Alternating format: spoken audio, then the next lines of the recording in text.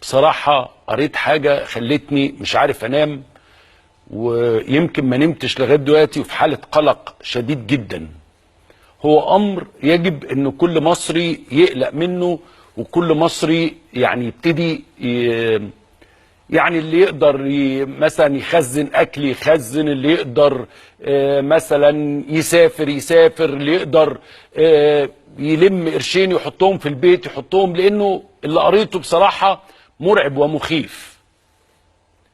ولما قريته كان في بقي كلمة واحدة طول اليوم، كلمة قصيرة يعني ما بقولش غيرها، يعني كل وقت اما افتكر اللي قريته بكرر كلمة ما اقدرش اكررها قدامكم بصراحة، بس ما بقولش غيرها. يعني لقيت تويتة كاتبها مواطن قطري انه الامير تميم لو حب يغزو مصر ويحتلها ممكن يحتلها في نص ساعة.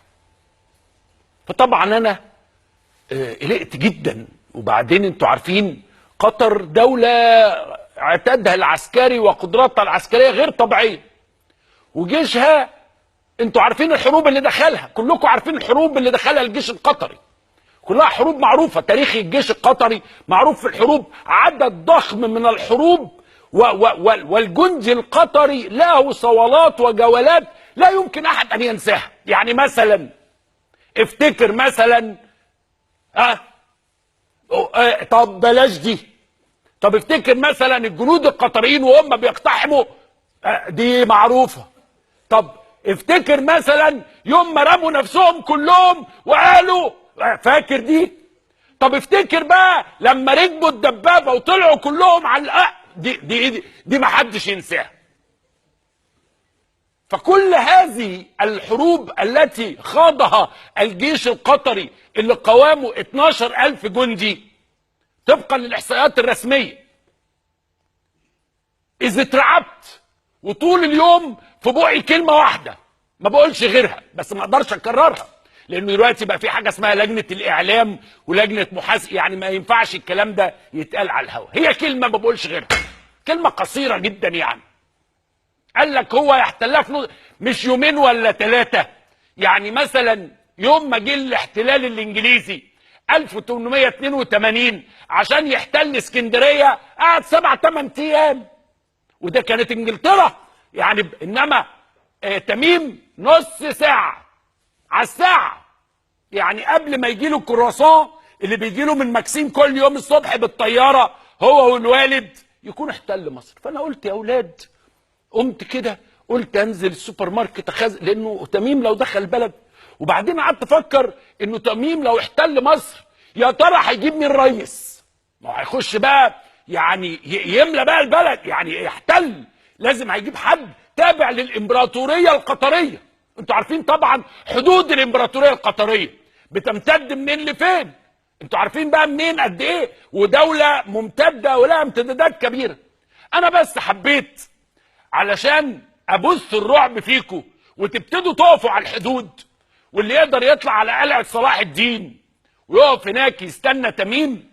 عايز اجيب لكم فيديو كنت عرضته هنا قبل كده عن قوات الصاعقه القطريه، حاجه مرعبه يعني تشوفها يجي لك تبول لا ارادي، دي اقل حاجه.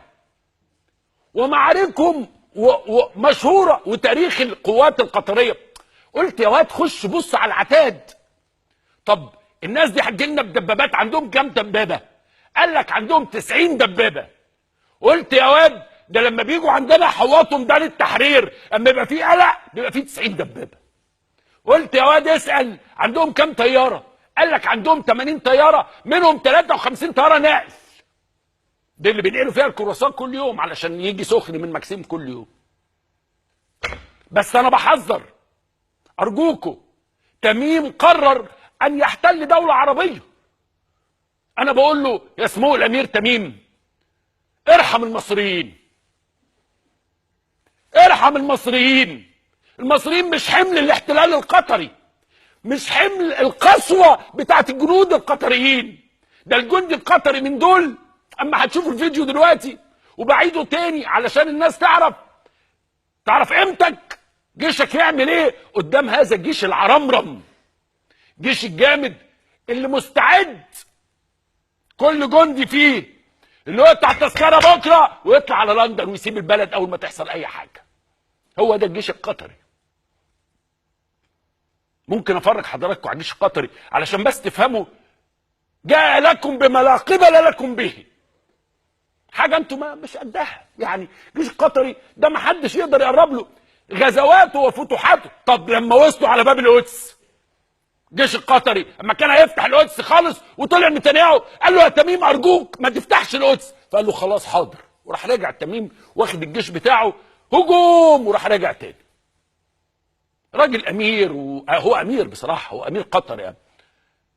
الشرطه العسكريه لا مش هنتكلم بقى عن الشرطه العسكريه وعن الناس المجنسه في الشرطه العسكريه وانه كلهم مش قطريين، مش هنتكلم في الكلام ده. بس انا عايز اوري حضراتكم مره تانيه اذكركم، انا زعت الفيديو ده قبل كده بس لازم اذكركم عشان كل واحد تشكير بقى. عراء الست في عبده تبقوا في التشكير، كل واحد يبقى في التشكير كده وتاخد اكلك وشربك ولم عيال. بلاش تودي العيال المدرسه بكره لانه تميم هي نص ساعه، الله اعلم هي انهي نص ساعه، جايز على السحور، جايز الصبح، جايز على الفطار مثلا وما نشوفش الحلقه الجديده بتاعت ياسمين عبد العزيز، جايز يجي يمنع المسلسل بتاع الجماعه وما نتفرجش عليه وحيد حامد يزعل، جايز يحصل حاجات كتير.